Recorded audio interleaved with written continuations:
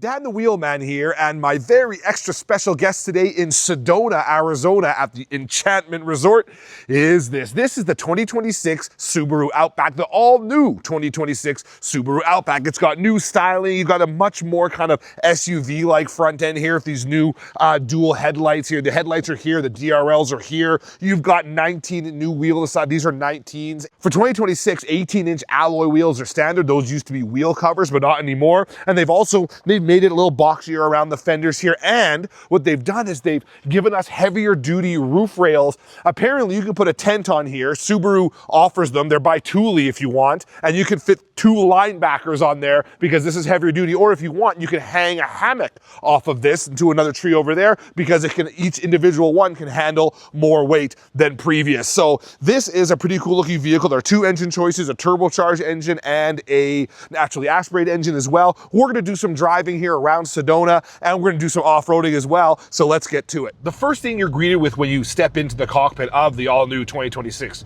Subaru Outback is they've got an all-new infotainment system now. It's much more responsive than it used to be. It's nicer looking, it's cleaner, there's more features, it's way better. They use higher quality materials. That's good because the old system for Subaru was really getting long in the tooth.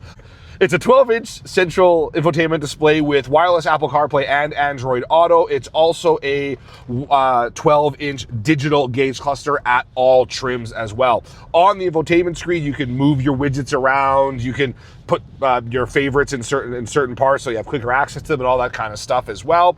So that's great. Digital rear view mirror here as well. We are in the XT Limited trim of this car. It's got a leather interior, a brown leather interior on this car, which I think looks great. Brown is kind of hit or miss. Sometimes you can't really tell the quality of it until it ages a bit, but for starters, it's really good, and it's really well fastened together. All the panel gaps are nice and tight, quite luxurious in here. And the Outback is one of the more expensive Subarus you can get. You can't even really buy a 2026 Ascent right now because there's been a stop work on that. If you go on the Subaru website right now, they don't even have a 2026 Ascent available. So this is kind of top of all Subarus right now.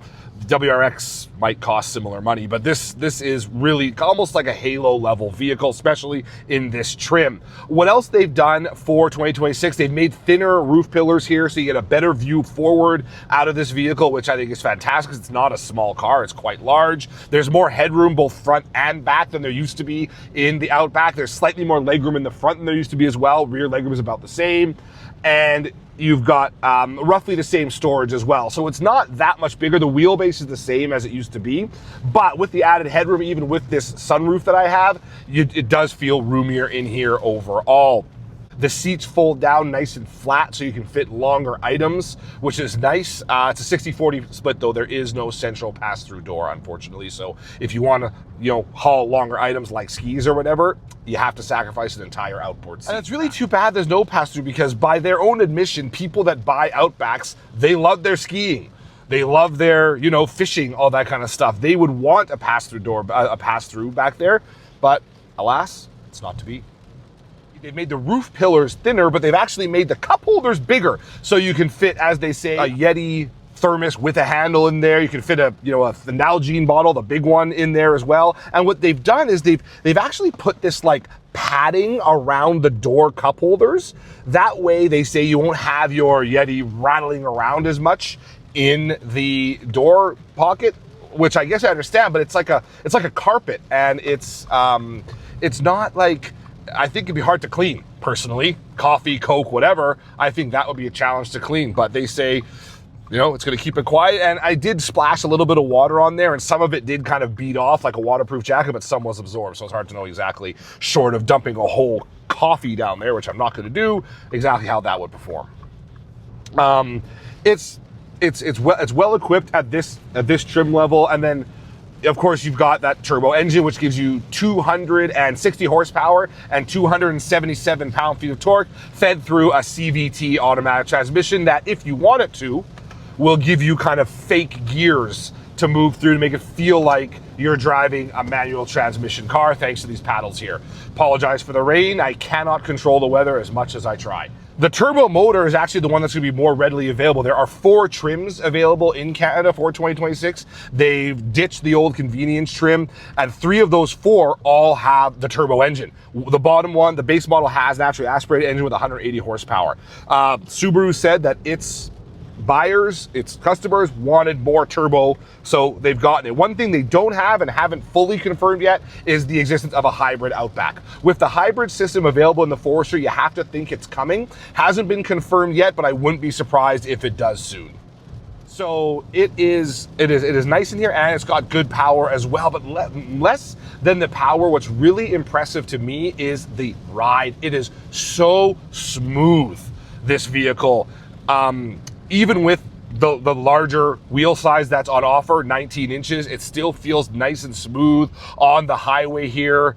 These cracks in the road, expansion joints, when you go over some kind of more adverse conditions, it just rides so well. And they got new seats in here that are bigger than before. And not only are they bigger, the area that's heated and or cooled, both in terms of the bottom cushion and the seat back, is larger than it used to be. So there's more heating, so more comfort that way, which is great. The seats are super comfortable, and the ride is really, really nice. I'm really looking forward to seeing how this new suspension tuning that they've done translates to the off-road work that we're going to do later, because if it rides as well as it does out here, hopefully that bodes well for its abilities on off-road as well. We'll get to that later on. But not only is it's also quieter, they're using more sound deadening material in the Outback than they ever have before. They've got special venting just back of the wheels to allow air to pass through more smoothly, so you don't get that buffeting that you used to get. Quiet too, and really smooth riding. Not really what I've expected historically from the Outback. It's always been kind of a big, kind of burly, maybe a little butch if you want to call it that, vehicle where it's not really been about the refinement so much as about its capabilities. But they've definitely dialed up the refinement in this for this year, and just by driving it out on the road like this, you can really sense the changes they've made.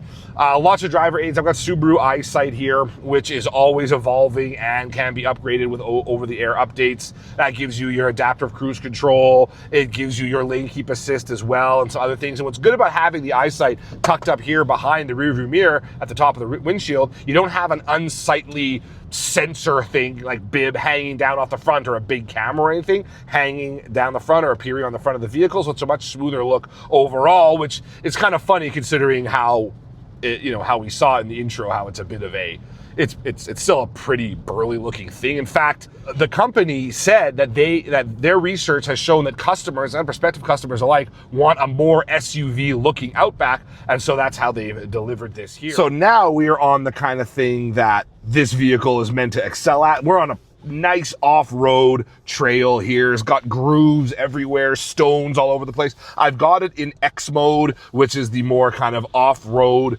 specific drive mode that you want to have when you're doing stuff like this. It changes the traction control a little bit, changes power dispersal and all that.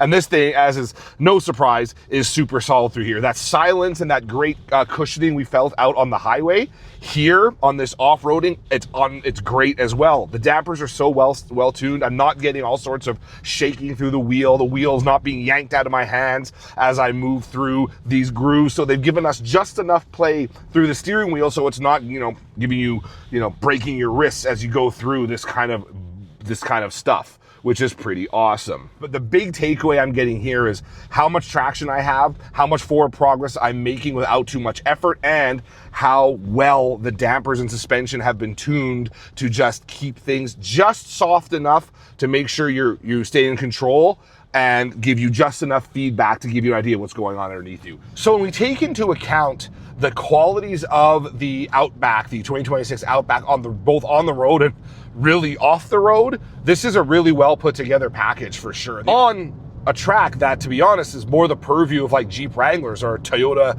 Tacoma TRD off-road or even TRD Pro vehicles, like this is a kind of a car. I mean, they're calling it a crossover, but it's like a station wagon, right? And it went on that off-road with like no real hesitation, which is impressive. That coupled with its attitude on the road, which is, let's be honest, even for the Outback, is what most people are going to be doing with it. It makes for a really compelling package.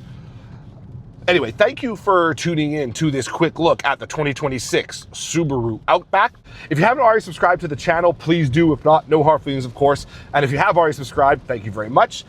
You can follow me on Instagram at Dan the Wheelman, on Blue Sky at Dan the Wheelman, and of course, keep it locked to the Dan the Wheelman YouTube channel. Always fun new stuff going up here, there, and everywhere. So thanks again for tuning into this video, folks. Hope you enjoyed it. This is Dan the Wheelman signing off from the Outback in Arizona.